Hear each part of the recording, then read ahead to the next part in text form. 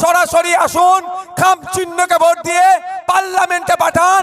বাজিতপুরে হসপিটালের জন্য পার্লামেন্টে যে চিৎকার করবে আমার আখতার রহমান ভাই আপনাদের হয়ে বাজিতপুরের হসপিটালের কথা বলবে।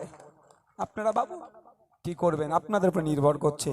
রাতের অন্ধকারে 500 টাকা 1000 টাকা বিরিয়ানির প্যাকেটে ভুলে যাবেন, না আপনাদের অধিকারের জন্য চিৎকার করার জন্য পার্লামেন্টে পাঠাবেন, আপনারা ডিসাইড করুন। বন্ধুগণ, বক্তব্য অনেক বলার ছিল, কিন্তু বৃষ্টি এসে যাচ্ছে, তার আগে শেষ করে দিতে হবে আমাকে। হ্যাঁ, ও বলছে মিটিং হলে টিএমসির পক্ষ থেকে নাকি শাসক দলের পক্ষ থেকে 1 লিটার তেল দিচ্ছে। আচ্ছা, আমরা কাউকে 100 গ্রাম তেল দিয়ে নিয়ে এসেছি? বিরিয়ানির প্যাকেট দিয়ে নিয়ে এসেছি? 500 টাকা দিয়ে রোজ দিয়ে নিয়ে এসেছি? আনিনি, আর আনবো না। কারণ আমরা আপনাদের জন্য লড়াইয়ে নেমেছি।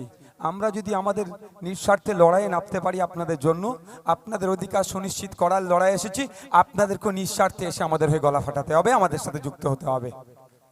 বন্ধুগণ, একটা এমপি 1 বছরে 5 কোটি টাকা উন্নয়নের জন্য পায়। 5 বছরে তাহলে কত টাকা পাবে? গলাটা একটু টেনে নিচ্ছে ভাই আমার। হ্যাঁ, দেখো তো, 5 বছরে তাহলে কত পাবে? 25 কোটি টাকা। আজকের পরে তৃণমূলের কোনো বন্ধু যদি আপনাদের কাছে ভোট চাইতে আসে, এই হাজির সাহেবের হয়ে যদি ভোট চাইতে আসে, তাদেরকে বলবেন ভোট পরে চাইবে, আগে বলো এই 5 বছরে 25 কোটি টাকা আমাদের এমপি কোথায় কোথায় খরচ করেছে, তার তথ্যটাকে আমরা ভোটার আমাদেরকে দেখাও, তারপরে দ্বিতীয়বারের জন্য আমাদের কাছ থেকে ভোট নেবে। পারবেন তো? আপনার রাইট আছে, আপনার অধিকার আছে আপনার চাওয়ার। তাই বলবো, আপনারা চাইবেন যে আপনারা এমপি 5 বছরে 25 কোটি টাকা কোথায় কোথায় খরচ করেছে সে তথ্য দেন। আমি আপনাদের বলে যাচ্ছি, এই পবিত্র ভূমিতে দাঁড়িয়ে বলে যাচ্ছি, চ্যালেঞ্জ করছি তৃণমূলের কাছে, চ্যালেঞ্জ করছি হাজির সাহেবদের কাছে। গুন্ডা মোস্তান নিয়ে আপনারা হয়তো ভোট করাতে পারেন, কিন্তু মানুষের ভোটে আপনারা জিততে পারবেন না। কারণ আপনারা যেভাবে চাকরি চুরি, বাচ্চাদের মিড ডে মিল চুরি, শিক্ষা চুরি থেকে শুরু করে বিভিন্ন অনৈতিক কাজে জড়িয়ে পড়েছেন, মানুষ আপনাদের ভোট দেবে না। আর সাথে সাথে বিগত 5 বছরে আপনাদের এমপি কি কি কাজ করেছেন সেটাও হাজী সাহেবরা দেখাতে পারবে না। কারণ কাজ করলে তো দেখাবে ভাই, কাজ করলে তো দেখাবে, সেই অর্থে কাজই করেনি। তাই চ্যালেঞ্জ করছি, হাজী সাহেবকে বলে যাচ্ছে এখান থেকে, হাজী সাহেবদের দলের মাধ্যমে মমতা ব্যানার্জি, অভিষেক ব্যানার্জির কাছে বার্তা দিতে চাইছি, নতুন করে ভোট চাইতে আসার আগে বসিরহাটে, বাদুড়িয়াতে, কাটিয়াহাটে, ওইদিকে মিনাখাতে নতুন করে ভোট চাইতে যাওয়ার আগে বিগত 5 বছরে আপনার এমপি পার্লামেন্টে গিয়ে এই বাদুড়িয়ার মানুষের জন্য, কাটিয়াহাটের মানুষের জন্য, মিনাখার মানুষের জন্য, সন্দেশখালীর মানুষের জন্য, হিঙ্গলগঞ্জের মানুষের জন্য কটা কথা বলেছে, তার তথ্যটাকে নিয়ে আসতে হবে, তারপরে নতুন করে ভোট চাইবেন। আমি দায়িত্ব নিয়ে বলছি, আনতে পারবে না, কথাই বলেনি। আপনারা পাঠিয়েছিলেন আপনাদের দুর্দশার কথা, যেখানে দেশের আইন তৈরি হচ্ছে সেই আইনের তৈরি হওয়ার জায়গাতে বলার জন্য, সেই আইনসভাতে বলার জন্য আপনারা পাঠিয়েছিলেন, কিন্তু দুঃখের বিষয় সে কাজ এরা করেনি। এরা কি করেছে? বিজেপিকে বকলমে সহযোগিতা করেছে। যে দলের পক্ষ থেকে বিজেপিকে বকলমে সহযোগিতা করেছে, সেই দলকে কি আর নতুন করে ভোট দেবেন ভাই? একটু জোরে বলুন। তাকে দিয়ে আর কোনো প্রশ্ন আসছে না। থাকে রেখাপাত্র মহাশয়া, রেখাপাত্র মহাশয়া ভোটে দাঁড়িয়েছেন, গণতান্ত্রিক অধিকার আছে, যে কেউ যে কোনো রাজনৈতিক দলে দাঁড়াতে পারে। তবে রেখাপাত্র মহাশয়রা পশ্চিম বাংলার প্রধান বিরোধী দল। আমি রেখাপাত্র মহাশয়কে বলবো, আরে পশ্চিম বাংলার বিধানসভার মধ্যে বারবার বিভিন্ন বিষয় আলোচনা সমালোচনা হয়, কিন্তু আপনার দলের লিডার অফ অপোজিশন, আপনার দলের যিনি নেতা শুভেন্দু অধিকারী মহাশয় বারবার বলছেন বিধানসভার বাইরে যে তৃণমূলের টাইট করে দেবো, তৃণমূলকে জব্দ করে দেবো। এই টাইট করে দেবো জব্দ করতে করতেই বিধানসভার মধ্যে গিয়ে ঠান্ডা ঘরে মমতা ব্যানার্জির সাথে বসে চা খেয়ে নিল। কোন শর্তে সেটাও কিন্তু বলতে হবে, তারপরে রেখাপাত্র মহাশয় ভোটটা চাইবেন। তলে তলে এরা মিলেমিশে আছে। আর এখানে বিভাজনের রাজনীতি করছে। রেখাপাত্র মহাশয়দেরকে বলবো, এই পশ্চিম বাংলার কৃষকরা, এই কাটিহাটের কৃষকরা, এই বাদুড়িয়ার কৃষকরা ভোট দিয়ে দেশের সরকার গঠন করলো। দেশের কৃষকরা ভোট দিয়ে সরকার গঠন করলো, কিন্তু দুঃখের বিষয় রেখাপাত্র মহাশয়কে বলে দিচ্ছি, কৃষকদের কাছে ভোট চাইতে যাবেন না। কারণ পশ্চিম বাংলার কৃষি প্রধান রাজ্য, ভারতবর্ষ কৃষি প্রধান দেশ। কিন্তু আমরা কি দেখলাম, এই আপনাদের সরকার এমন বিল পাস করিয়েছে, সেই ব্রিটিশ পিরিয়ডের মতো বিল, যেই বিলে নীলকর সাহেবরা যেভাবে নীল চাষীদেরকে শোষণ করার চেষ্টা করেছিল, সেই একইভাবে শোষণ করার জন্য যে বিল নিয়ে এসেছে, সেই বিলের পরিবর্তে যখন কৃষক বন্ধুরা দিল্লি সহ সারা দেশে আন্দোলন করেছিল, প্রায় 850 কৃষক শহীদ হয়েছিল। আজ কৃষকের ভোট নিয়ে আপনি পার্লামেন্টে যেতে চাইছেন, এটা হতে পারে না। তাই পশ্চিম বাংলার কৃষকেরা, এই বসিরহাটের কৃষকেরা প্রতিজ্ঞাবদ্ধ করুন, দায়িত্ব নিন, কাঁধে তুলে নিন। এই রেখাপাত্রদের সরকার কৃষকদের বিরুদ্ধে বিল পাস করিয়েছে, তাই রেখাপাত্রকেও একটা ভোট কৃষকরা দেবে না। প্রতিজ্ঞাবদ্ধ হতে হবে। আমরা ভেবেছিলাম দেশের সরকার কৃষকের পক্ষে ভোট করাবে, আমরা ভেবেছিলাম কৃষকদের মাসিক আয় বাড়বে কি করে তার জন্য ভোট করাবে। কিন্তু দেখলাম কি, মাসিক আয় বাড়া তো দূরের কথা, কৃষকদেরকে শোষণ করবে, কর্পোরেটদের হাতে এগ্রিকালচার সেক্টরটাকে তুলে দেওয়ার জন্য, এই চাষবাসকে তাদের হাতে তুলে দেওয়ার জন্য, তাদের কন্ট্রোলে যাতে চলে যায় তার জন্য সুচতুরভাবে বিল পাস করালো। সেই বিল যে সরকার পাস করিয়েছে, যে পার্টির পক্ষ থেকে সরকার গঠন হয়েছিল, সেই পার্টিকে একটাও ভোট নয়। আর আমরা ভুলে যাচ্ছি না, কৃষক বন্ধুরা যখন দেখলো তাদের স্বার্থে আঘাত দিয়ে, কৃষকদের স্বার্থে আঘাত দিয়ে বিল পাস করিয়েছে, একে উইথড্র করাতে হবে, এটাকে তুলে নিতে বাধ্য করাতে হবে, প্রত্যাহার করাতে বাধ্য করাতে হবে। সারা দেশে আন্দোলন সংগঠিত করেছিল, পশ্চিম বাংলাতেও আন্দোলন হয়েছিল।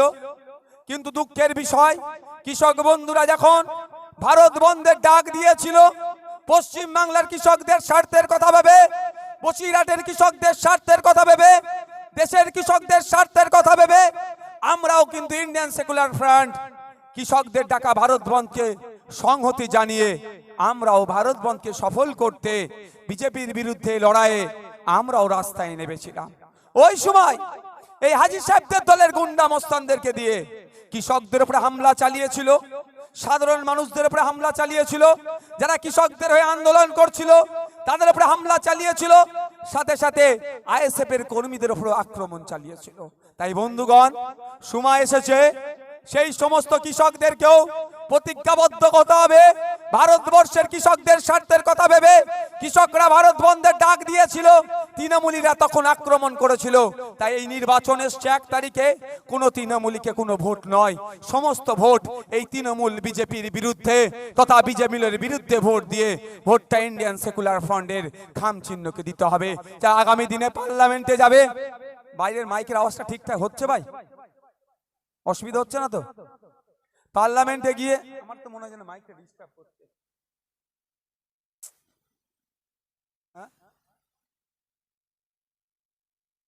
ঠিক আছে, না চা আছে ভাই, আর কিছু করতে হবে না তোমার, ওর কিছু করে না, নসিবে যতটা আছে ওর থেকে বাইরে হবে না, তোমাকে চাপ নিতে হবে না।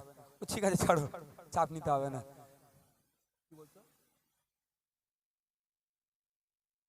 আচ্ছা আচ্ছা, একটা বাচ্চা ছেলেকে পাওয়া গেছে এখানে, হয়তো দূর থেকে কোথাও চলে এসেছিল, কান্নাকাটি করছে। আমার সিভিক ভলেন্টিয়ারের ভাইদের হাতে আছে, যদি কেউ আপনারা মনে হয় কারো বাচ্চা হেরিয়ে গিয়েছে বা পরবর্তীতেও যদি জানতে পারে, আমার লোকাল থানার সাথে যোগাযোগ করবে, বাচ্চাকে পেয়ে যাবে, নিশ্চিন্তে থাকবেন। ওই বাচ্চাটার হাতে একটা আইসক্রিম কিনে দাও তো, যাও ধরো, বাচ্চাটাকে একটা আইসক্রিম কিনে দাও, খাক, এখন কান্নাটা বন্ধ হবে। তো আপনারা ভাবুন কাকে ভোটটা দেবেন, কারণ ভোটের সময় আসে, মিষ্টি মিষ্টি কথা বলে। আপনারা যে কারণে ভোট পার্লামেন্টে পাঠিয়েছেন, কটা বাজে?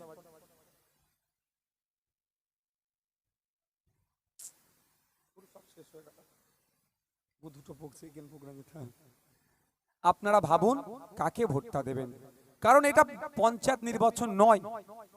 পঞ্চায়েতের যে দাঁড়িয়েছে তার সাথে আমার একটু পারিবারিক মন টানাটানি আছে, ওকে ভোট দেবো না অন্যজনকে ভোট দেবো, এটা নয়। এই ভোটটা কাকে দেবেন, আগামী দিনে আপনি দেশে থাকবেন কি থাকবেন না, যে আইন বর্বর বিজেপি তৈরি করছে, অ্যামেন্ডমেন্ট করছে, তার বিরোধী করার জন্য একা হলেও পার্লামেন্টের মধ্যে গিয়ে যে বলিষ্ঠ কণ্ঠে কথা বলতে পারে তাকে পাঠাতে হবে, অন্য কাউকে পাঠিয়ে লাভ হবে না। এমন লোককে পার্লামেন্টে পাঠান।